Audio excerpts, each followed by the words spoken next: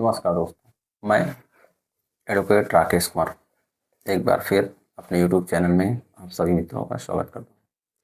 हम आज जानेंगे राजस्व व चकबंदी दोनों प्रक्रियाओं से जुड़ा हुआ एक रिकॉर्ड है। इस अभिलेख की तैयारी चकबंदी कर्मचारियों द्वारा की जाती है, लेकिन उसका उपयोग जो है चकबंदी समाप्त होने के उपरांत या कहें धारा 52 के समाप्त होने के बाद राजस्व लेखपाल या कानूनगो द्वारा अभिलेखों का पुनरीक्षण या परीक्षण के दौरान किया जाता है। इसे हम 2A या खसरा कहते हैं।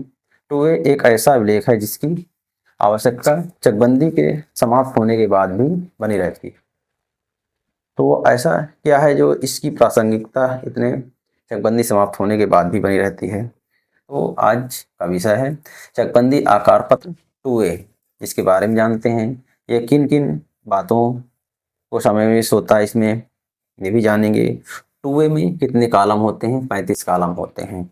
आइए हम एक तरफ जानते हैं प्रत्येक कॉलम में किस प्रकार एंट्री होती है। आकार पत्र 2A, तो इसके जो पहला कॉलम होता है इसमें पुरानी घाटा संख्या, फिर इसके बाद होता है रकबा, फिर इसके बाद तीसरा जो कॉलम है इसमें लिखा होता है बंदोबस्त का रकबा, फिर कॉलम नंबर 4 में देखेंगे ये पड़ताल या सर्वे का रकबा होता है, फिर कॉलम नंबर 5 जो देखेंगे इसमें होता है बेसिक खतौनी का खाता संख्या होता है, फिर कॉलम नंबर देखेंगे 6 काश्तकार का नाम होता है, और फिर कॉलम देखेंगे 7, 8 और 9 ये कब्जे के संबंध में, वर्तमान में इनका उपयोग नहीं किया जाता है।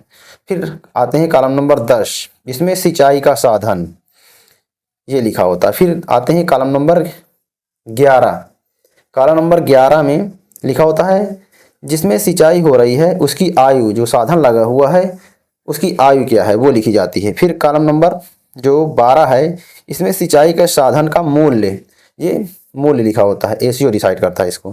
फिर कॉलम नंबर 13 इसमें खातेदार के मालिकों का नाम होता है। 14 और 15 विशेष नहीं है। आइए 16 के बारे में जानते हैं। 16 जो है इसमें आकर्षक क्षेत्रफल के संबंध में होता है, जैसे चकमार्ग है या और कुछ है वो लिखा होता है। फिर कॉलम नंबर 17, कॉलम नंबर 17 जो है इसमें जोत में शामिल क्षेत्रफल, कितना क्षेत्रफल शामिल है वो लिखा होता है।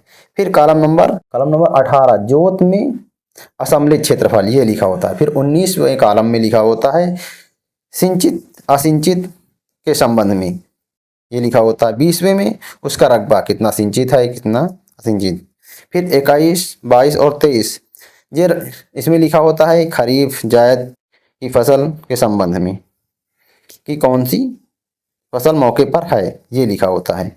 फिर 24 नंबर कॉलम, 24 नंबर कॉलम में जो इसमें 24 में आगे वाले कॉलम है उसको दिखाता हूँ मैं, जे 24 ये 24 कॉलम है, इसमें लिखा होता है पड़ताल के समय उस समय की स्थिति उसमें क्या है मौके पर वो लिखा होता है, बाग है या और कुछ है इसकी एंट्री होती है। फिर उसके आगे आते हैं कॉलम नंबर 25, 25 में ज़मीन की किस्म क्या है वो लिखी होती है। फिर कॉलम नंबर 26 चकबंदी के बाहर का क्षेत्रफल जिसको हम लोग कहते हैं CH 18 वो लिखा होता है। फिर कॉलम नंबर 27 कितना चकबंदी के अंदर क्षेत्रफल है वो लिखा होता है। फिर 28 नंबर कॉलम में एसीओ के द्वारा जो है लगाई गई मालियत वो लिखा होता है। 29 नंबर कॉलम है, इसमें मूल्यांकन लिखा होता है पैसे में कि कितने पैसे उस जमीन की मालिक बन रही है। फिर 30 और 31 ये भी मूल्यांकन संबंधित हैं। और फिर आते हैं 32 कॉलम में जो एसीओ के द्वारा प्रतिष्ठ चक लाल पेन से एंट्री होती है। उसके बाद कॉलम है 33 में सीओ द्वारा जो आपत्ति के निस्तारण के बाद एंट्री होती है वो की जाती है। फिर आता है कॉलम नंबर 34, कॉलम नंबर 34 में एसओसी के द्वारा हरे पेन से एंट्री की जाती है।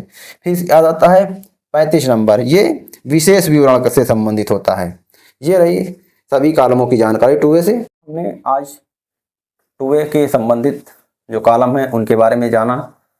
आगे के अंक में हम देखेंगे फिर किसी अन्य राजस्व रिकॉर्ड के बारे में, तो जुड़े रहें Rakesh linking law YouTube channel से और चैनल को सब्सक्राइब करें। अगर आपके मतलब की जानकारी लगी, आपको अच्छा लगा तो शेयर करें। धन्यवाद।